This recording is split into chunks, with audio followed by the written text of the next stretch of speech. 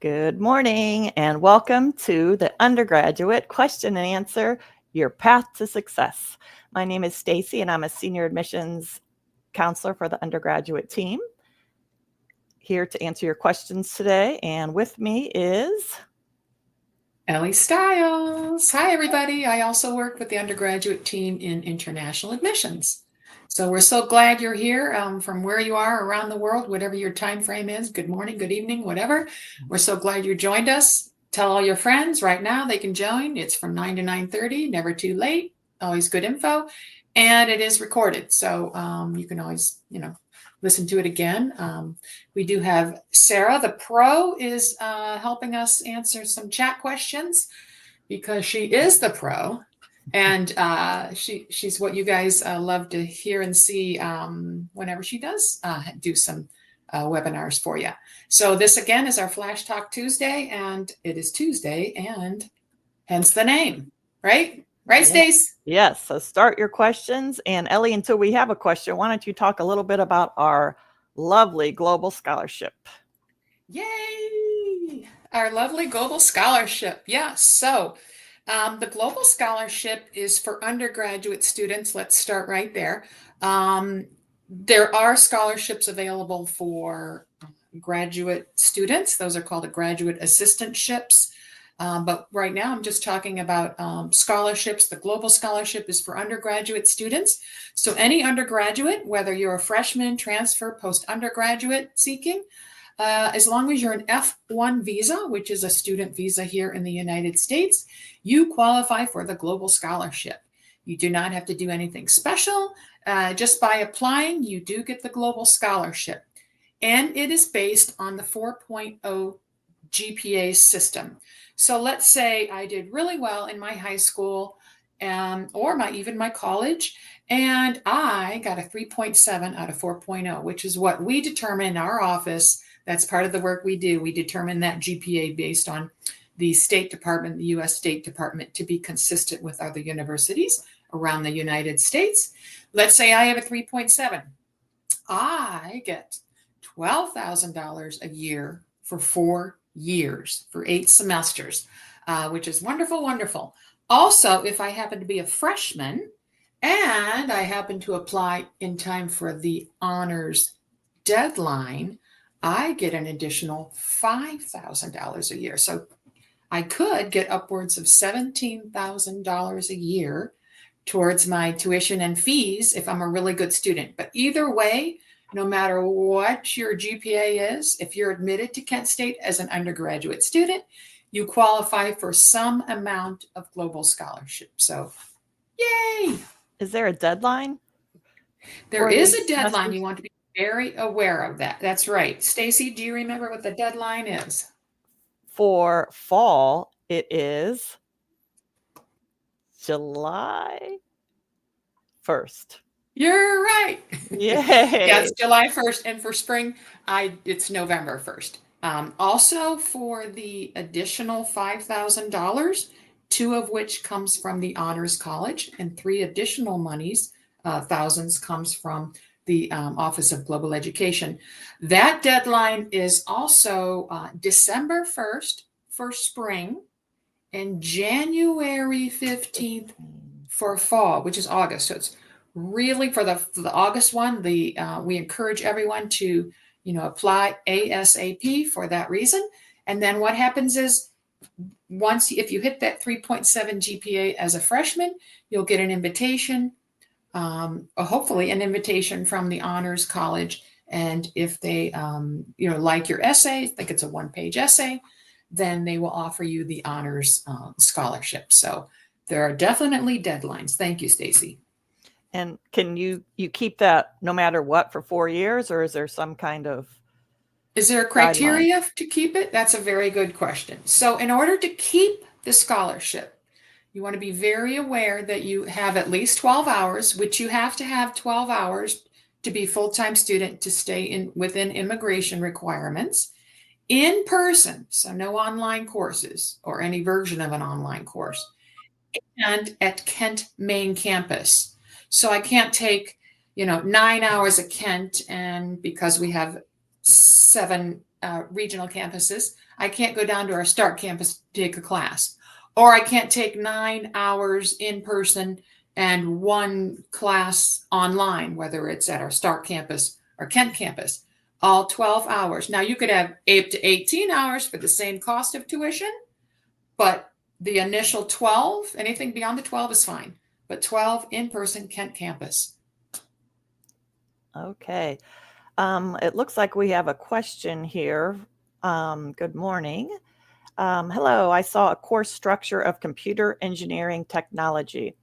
I saw a total of 9 credit hour course in the first semester as Kent core requirements. What exactly are Kent core requirements? So the Kent core requirements are those, just what they are, core. It's like the base of all bachelor's degrees, like a science, a humanities, a math. We want you to be well-rounded in your education. So those requirements are those 9 hours you're speaking of. As the time goes on and through your career at Kent, then you get more into your major, so more into the computer engineering technology portion, as opposed to, philosophy and calculus or algebra, whatever, a chemistry, whatever you are needed for your program specific. But those core courses everybody has to take. And then beyond that, as you take the course, then again, you get more into your specific major. Okay, and since we were just talking about the global scholarship, does it apply to exchange students that are only studying at Kent for 1 year?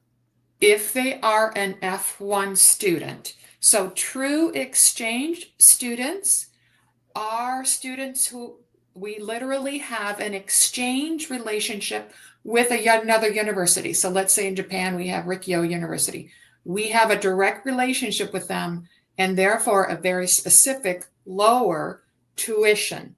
So that would not apply to the exchanges. It does apply if you're ESL only, though, if you're an F1 student. So there are students that are sponsored by their government, or they happen to have a parent who works in the United States, so they're on the different type of visa, which is called an H oftentimes. You definitely have to have an F1 international student visa. In other words, you're coming to the United States just to be a student and then go back home or get a job here. And also transfer students are eligible for the global scholarship. Absolutely. Transfer students and post-undergraduate. Now, they cannot get the $17,000. That's reserved for first-year freshmen, but they can get definitely up to $12,000 depending on their GPA. The lowest amount you get is $4,300. So either way, you get something.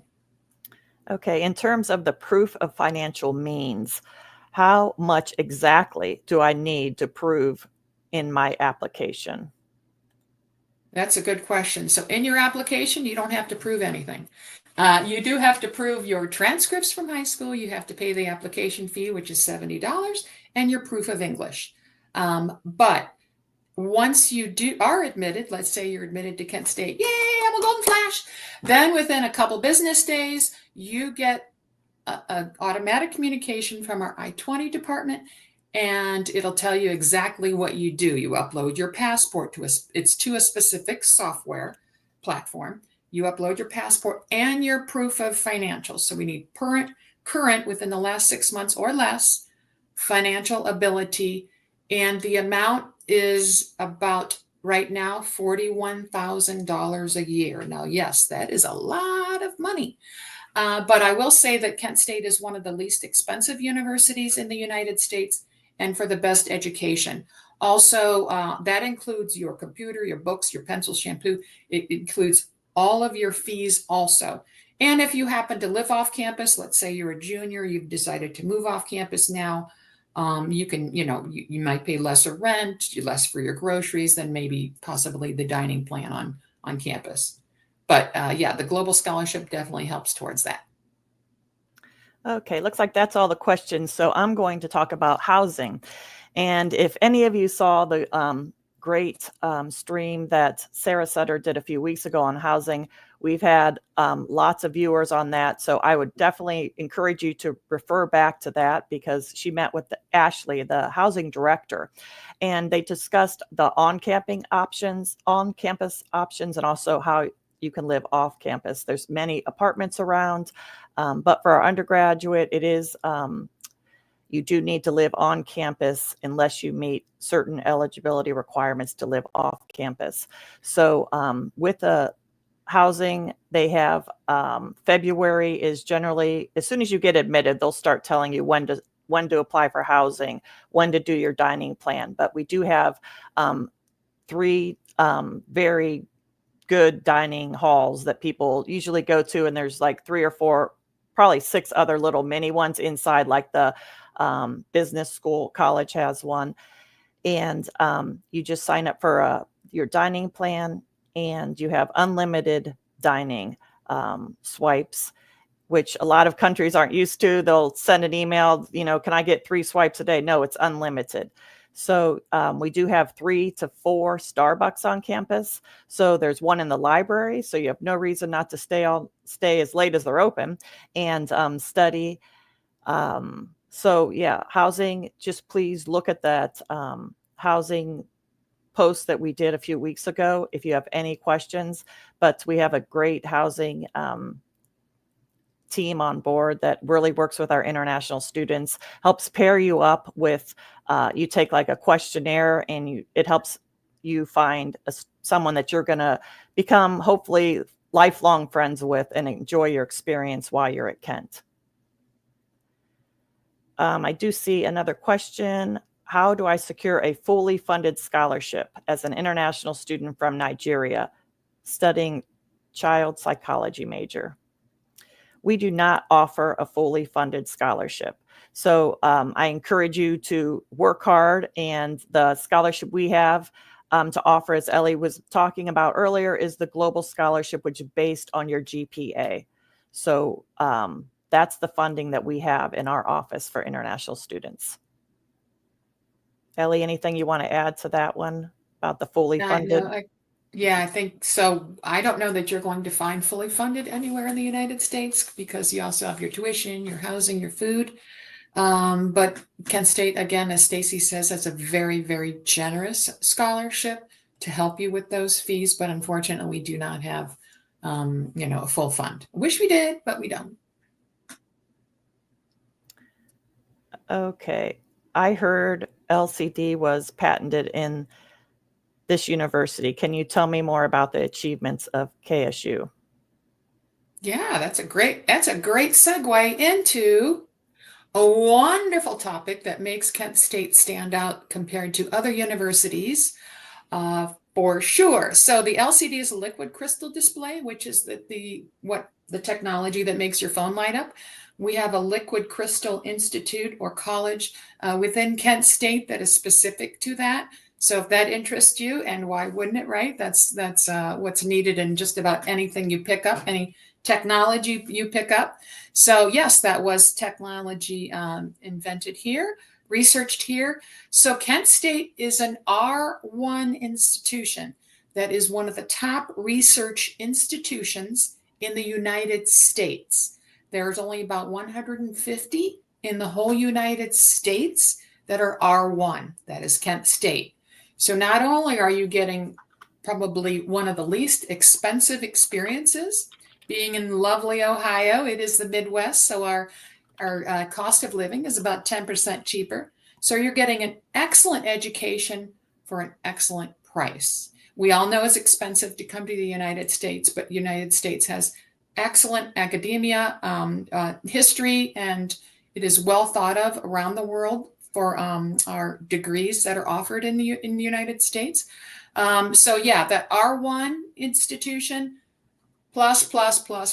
Definitely something you want to think about. It doesn't matter if you want fashion or nursing, or there's really no research in fashion, or there's no research in education. No, there's research in everything from the time you're a freshman through the time the PhD.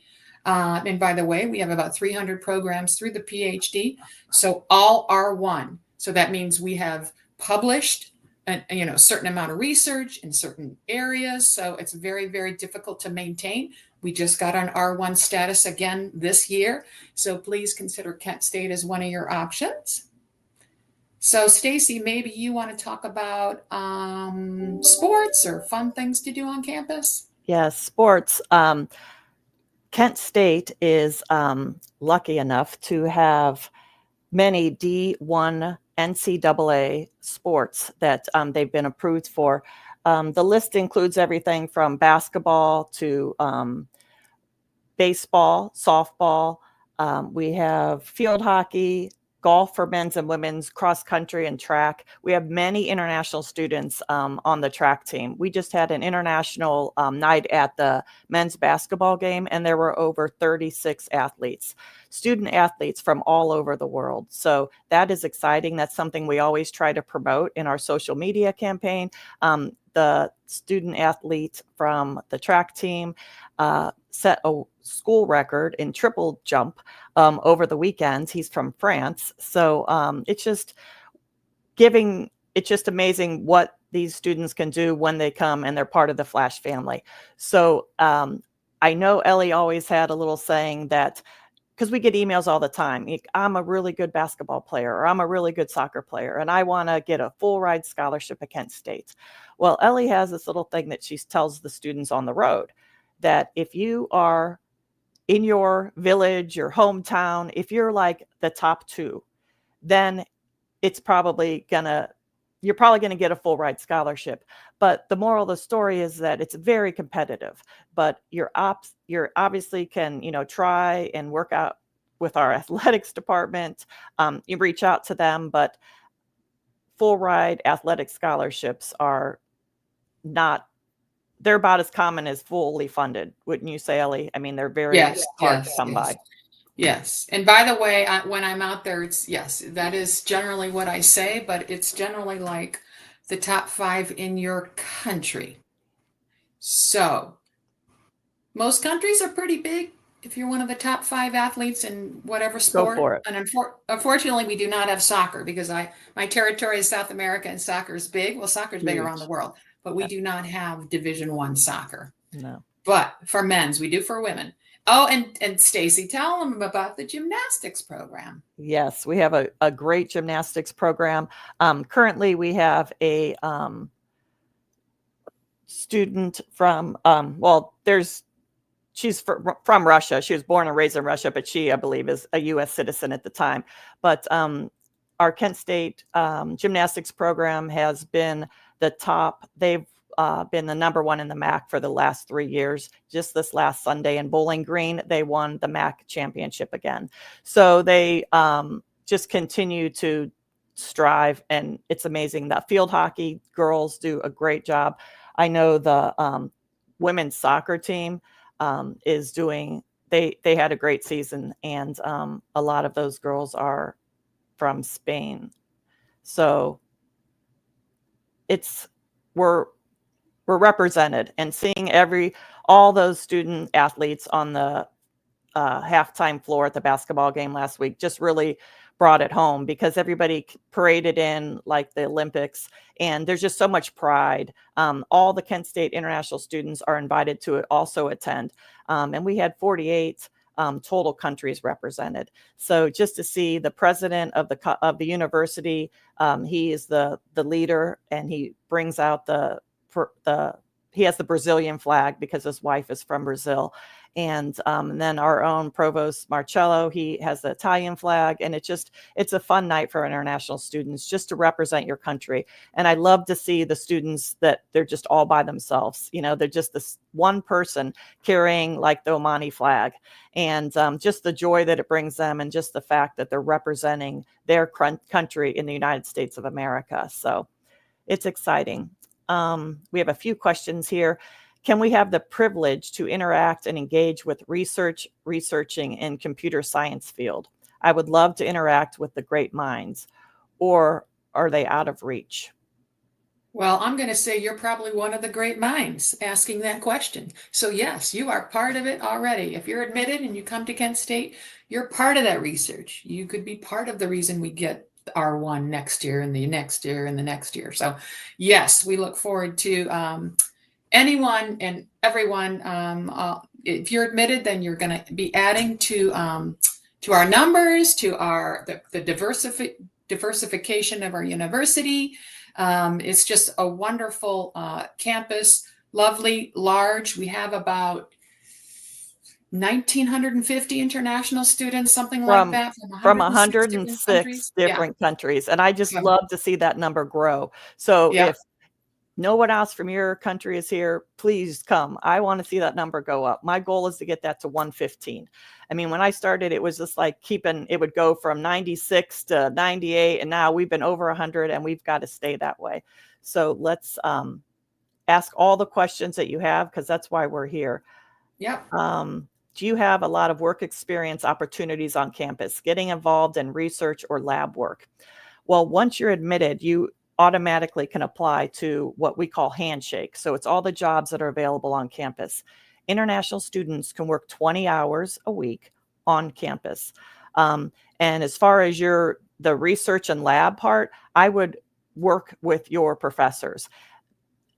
Basically, you're free help to them. Okay. You're learning and we're getting your research and your knowledge. And that's the diversity that Elly was talking about. You have so much to bring to the table that we don't necessarily do that same way in our country. So your opportunities are up to you. Like if you want like a job that's going to pay you $12 an hour to, 20 hours a week, that'll help you with groceries and, some of your living expenses. But if you want something that's really going to help you, the research and that stuff that you can put on your resume, the knowledge, then you have to do the work of finding. There's so many opportunities on campus, but you have to find them. You have to work with your professors. You have to be the one in class that's the person in class staying after. Like you be the one that sets yourself apart to get those chances to work in a lab. Okay. Hey, What is Stacie. yes. Yeah, go ahead. Want me to ask a question? Elly? Well, I was gonna say, I was gonna talk about safety because it's already 9:22, but I definitely Okay. want to get that point across how safe a campus we are. Since we're in the Midwest, we're not technically rural and we're not technically urban, so we're kind of in between. Very safe campus. Kent, the city of Kent, it's considered Tree City.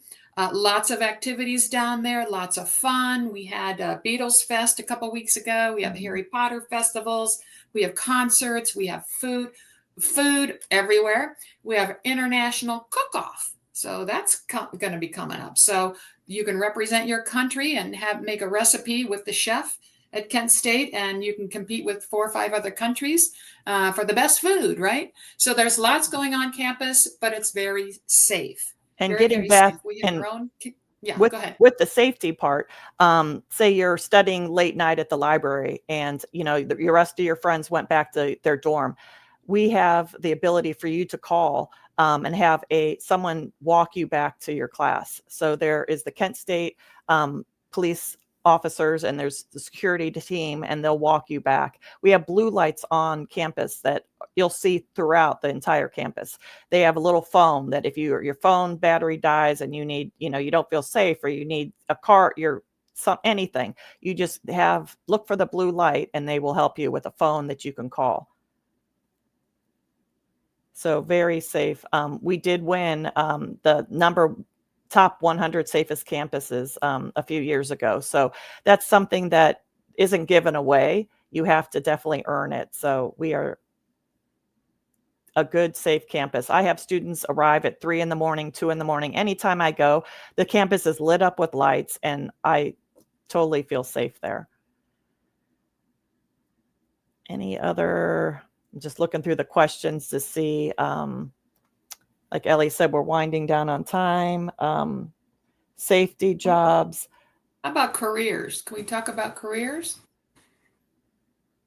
So we have on campus, we have a career exploration center.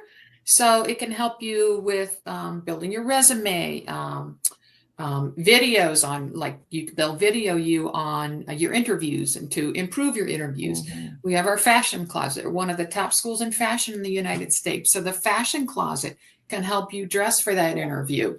For the internships, right? The internships, which are often paid, but even after you're done with your bachelor's degree or whatever your degree is, then you could, use the career exploration to help you find a job. We also have career fairs on campus, probably once or twice a semester, I'm guessing. Mm-hmm. So employers come and they're looking for employees, whether it's internships or once you graduate.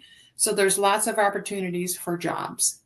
And they also offer free headshots. So you need a headshot for your LinkedIn page. That is something that they offer for free. You just sign up and you get to, get your headshot done professionally.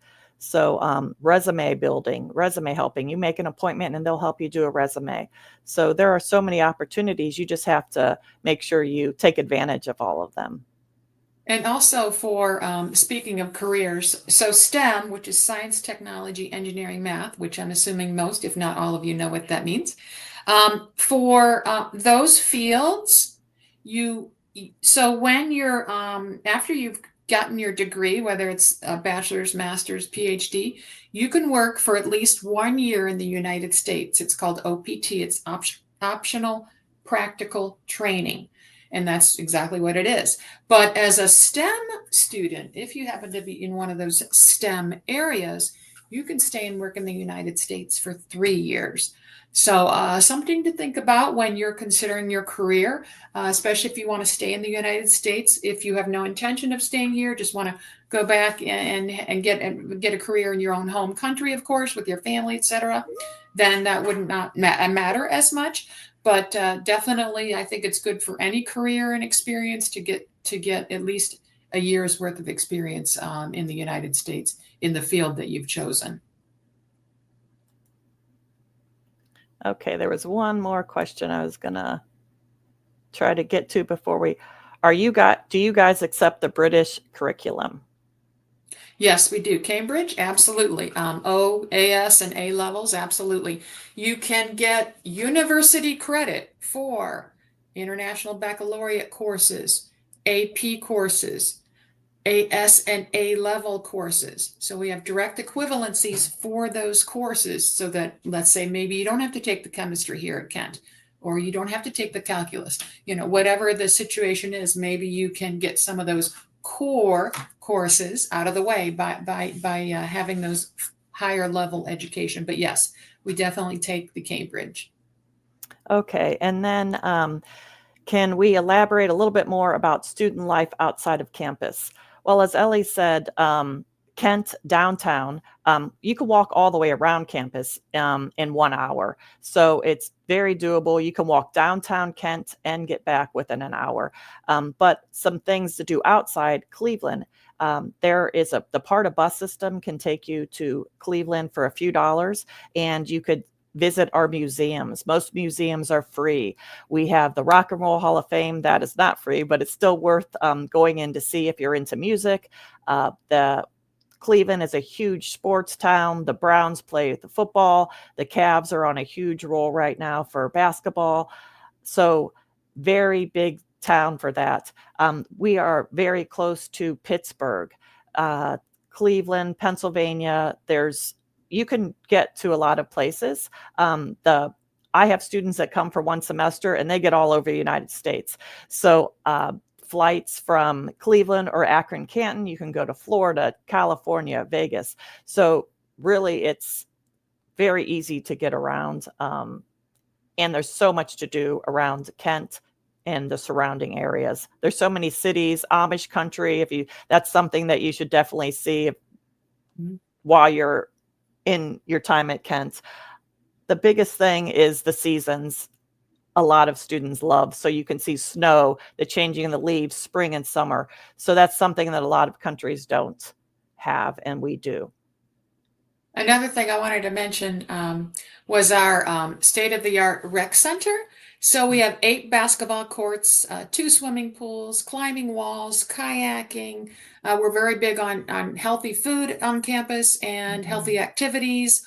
Walking, just walking on our campuses gets you a lot of steps. And you can get a credit for that. We do have a class that you can get credit for taking a walking class. So I love it. we encourage it. And as Elly said, our food. We are just really growing in our globalizing our food intake. Right now is is Ramadan, and our dining halls offer a Ramadan box. So our students that are going through are in Ramadan right now, they can get a food box in the morning or in the evening, and that's all during Ramadan. So we really are doing as much as we can to offer a bigger global meal plan for our students that need it. F1 students cannot work off campus. So that is a requirement that you can only work on campus, and it's 20 hours a week. During our breaks, which would be summer or spring break or Christmas break, you're allowed to work 28 hours.